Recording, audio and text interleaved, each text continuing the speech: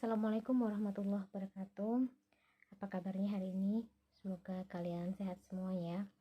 Sebelum memulai kegiatan pembelajaran bahasa Indonesia hari ini, sebaiknya kita berdoa terlebih dahulu. Semoga pembelajarannya berjalan dengan lancar dan ilmu yang kita dapat hari ini dapat bermanfaat untuk kita semua.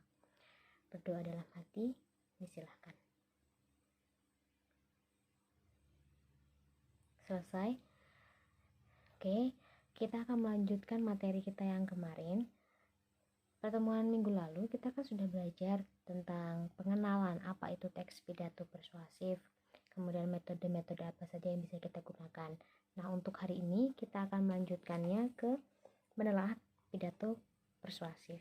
Kalian bisa menyiapkan buku paket kalian. Hari ini kita akan belajar bersama tentang menelaah teks pidato persuasif, mulai dari strukturnya, kemudian kaidah bahasa, dan bisa kita terapkan untuk pertemuan berikutnya. Kita akan mencoba belajar menulis dan membacakan pidato persuasif. Silakan dilihat di halaman 39. Ini adalah materi kita hari ini, dan di situ ada beberapa contoh teks pidato persuasif. Kalau kalian sendiri bagaimana? Apakah kalian pernah melakukan kegiatan pidato atau berbicara di depan umum? Dan kira-kira apakah kalau kalian yang berbicara, siswa SMP, berbicara di depan umum, apakah orang akan mendengar atau apakah ada orang yang mau memperhatikan kalian? Sebenarnya berpidato atau berbicara di depan umum bukan perkara usia ataupun mungkin pendidikan. Semua yang kita sampaikan itu harus bisa berbobot atau mempunyai makna yang dalam dan dapat mempengaruhi orang lain. Itulah yang terpenting. Jadi pidato persuasif ini mengajarkan kita bagaimana caranya mengajak orang dengan cara berpidato, dengan cara menyampaikannya di depan umum. Itu bagaimana caranya kita mengajak mereka untuk melakukan kegiatan atau tindakan yang bermanfaat untuk orang banyak. Di situ juga ada contoh pidato anak usia 9 tahun dan beberapa temannya, siswa SMP, yang berpidato di depan Konferensi Lingkungan Hidup PBB tahun 1992. Ini membuktikan bahwa berpidato atau menyampaikan pendapat di depan umum itu bukan hanya masalah usia, tapi masalah apa yang materinya yang disampaikan, kemudian bagaimana cara menyampaikan pidatonya tersebut. Untuk link videonya, ini ada video pidato persuasifnya Seven Suzuki, yaitu seorang yang mendirikan Environmental Children's Organization, sebuah kelompok kecil anak-anak yang mendedikasikan dirinya untuk belajar dan mengajarkan pada anak-anak tentang masalah lingkungan. Untuk teks pidatonya secara tertulis ada di buku paket kalian halaman 40-42. Untuk link videonya ada juga di YouTube, bisa kalian cari sendiri atau bisa kalian lihat di link yang sudah Ibu cantumkan di Google Classroom kalian masing-masing. Silahkan dicek. Di situ disampaikan bahwa seorang Seven Suzuki ini, walaupun dia masih sangat kecil, masih siswa SMP, dia bisa menyampaikan pendapatnya kepada orang yang lebih dewasa dari dia, tapi dengan cara yang tepat. Di sini menjelaskan bahwa teks pidato persuasif itu sebenarnya tidak jauh berbeda dengan teks eksposisi. Malah bisa dikatakan teks pidato persuasif ini masuk ke dalam kategori teks eksposisi. Kalau kalian masih ingat, kita sudah pernah belajar teks eksposisi dulu di kelas 8. Intinya, teks eksposisi itu mengajarkan kita berargumen, menyatakan pendapat kita disertai dengan alasan-alasan yang jelas dan logis. Dalam teks pidato persuasif ini juga sama. Intinya kita menyampaikan sesuatu, pendapat pribadi kita, atau golongan kita, kelompok kita, pendapat dari kelompok kita dengan argumen-argumen yang jelas disertai fakta pendukung, disertai juga pendapat-pendapat masyarakat secara umum, sehingga orang yang mendengarkan itu percaya kepada kita. dalam pidato persuasif ini juga intinya seperti itu. Harus ada fakta pendukung dalam argumen kita sehingga bisa dipercaya, sehingga bisa meyakinkan orang banyak.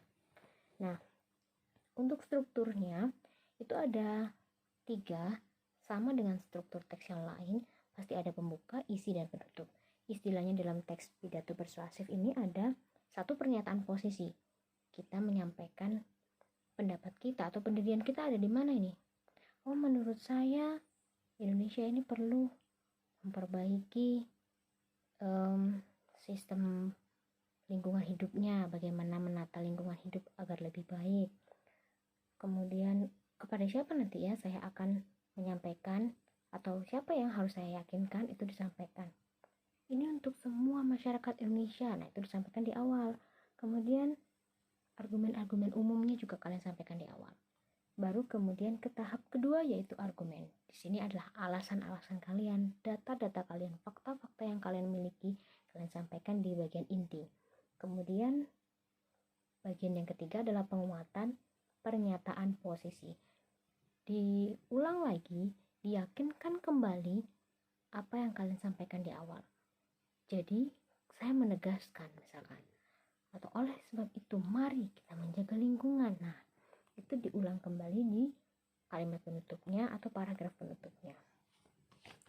Untuk dari ciri-ciri kebahasaan teks pidato persuasif, karena memang teks pidato persuasif itu masuk ke dalam teks eksposisi, jadi di buku paket kalian halaman 46 itu berbunyi ciri-ciri kebahasaan teks eksposisi.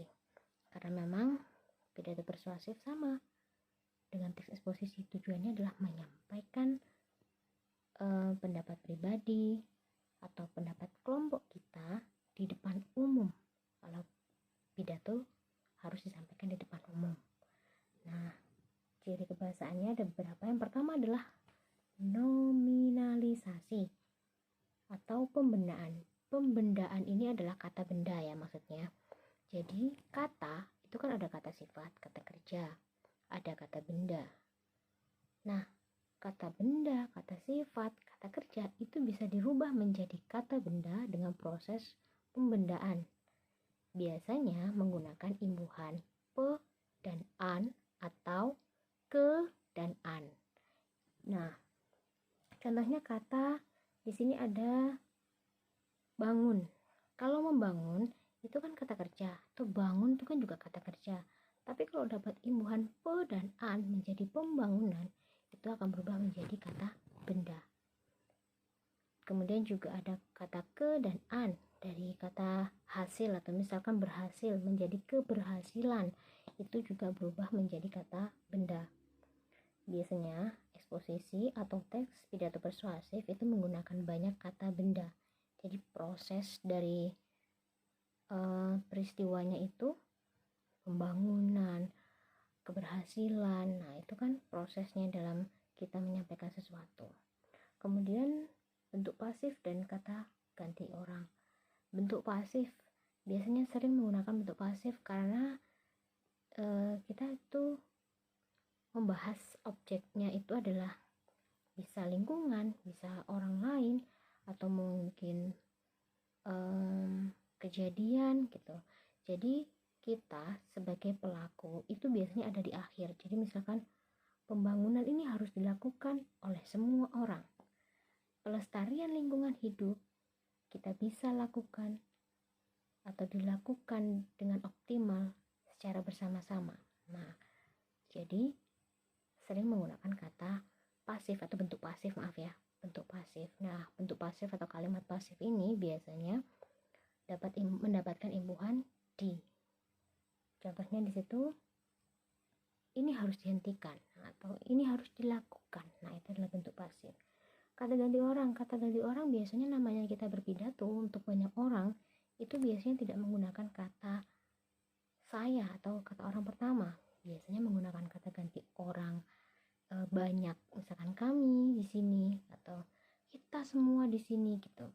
Jadi jarang sekali pidato itu menggunakan kata saya, dan memang akan lebih meyakinkan kalau kita mengajak audiens kita yang sedang kita ajak berbicara itu, kita berpidato kepada siapa. Nah, itu kita ajak dalam pidato kita. Jadi kita yang ada di sini, atau kami yang berdiri di sini. Nah, itu adalah contoh kalimat-kalimat dalam berpidato. Kemudian kosakata, pemilihan kata-kata yang digunakan ada istilah teknis. Istilah teknis sudah kita pelajari di kelas 8. Jadi kata-kata yang sesuai dengan bidangnya. Kita bahas apa? Lingkungan. Ya pasti tidak akan jauh dari istilah tanah, sumber daya alam, atau pepohonan, hutan. Kita kalau bahas lingkungan pasti bahas itu. Kemudian ada rantai kata atau pasangan kata, bisa sinonim atau antonim. Ya saling berkesinambungan. Kita bahas sumber daya alam, ya pasti kita akan bahas tanah, air, udara, dan lain sebagainya. Kemudian kata benda abstrak. Kata benda tapi abstrak. Kata benda yang tidak terlihat bentuk fisiknya. Ingat, imbuhan pe dan an, juga imbuhan ke dan an, itu akan membentuk menjadi kata benda. Nah, di sini ada kata benda yang abstrak, contohnya kegembiraan. Gembira mendapat imbuhan ke dan an menjadi kata benda. Tapi bentuk fisiknya kegembiraan itu kan tidak bisa kita gambarkan. Jadi, kata kegembiraan, ketakutan itu masuk ke dalam kata benda abstrak. Kemudian ada kata emotif, yaitu yang mencerminkan perasaan kita atau perasaan audiens. Itu pasti akan sering digunakan dalam teks pidato persuasif. Berikutnya adalah kata tugas, konjungsi yang menyatakan tugas. Biasanya pasti kita kalau dalam berpidato itu menggunakan pertama kali yang harus kita lakukan adalah akhirnya kita sebagai bangsa. Kata-kata penghubung konjungsi yang menyatakan tugasnya kita harus apa ya? Tindakan yang harus kita lakukan apa ya? Itu merupakan kata tugas, konjungsi yang berupa kata tugas. Kemudian kata tugas itu menciptakan kohesi, jelas. Namanya kata tugas, maksudnya konjungsi, itu pasti tujuannya untuk menimbulkan sebuah kohesi, menciptakan sebuah kohesi, keterhubungan, nyambung. Kalimat satu dengan kalimat dua, paragraf satu dengan paragraf dua, itu harus nyambung. Kemudian alasan untuk tindakan atau pilihan ditunjukkan melalui penggunaan kata hubung antar kalimat. Bagaimanapun hal yang mirip, ini sama ya dengan konjungsi tadi. Jadi konjungsi bisa konjungsi alasan, konjungsi yang menyatakan kata tugas, tujuannya adalah untuk menghubungkan kalimat satu dengan kalimat yang lain, paragraf satu dengan paragraf yang lain. Itu tadi kaidah kebahasaan dan juga struktur-struktur dari teks pidato persuasif. Berikutnya silahkan kalian menjawab pertanyaan-pertanyaan yang ada di link Google Form yang Bu Ita sudah kirimkan. Kemudian jangan lupa dicatat di buku tugas atau boleh di buku catatan kalian sebagai bahan belajar kalian, sebagai bahan baca kalian di rumah. Sekian dulu, terima kasih. Mohon maaf apabila ada salah-salah kata. Wassalamualaikum warahmatullahi wabarakatuh.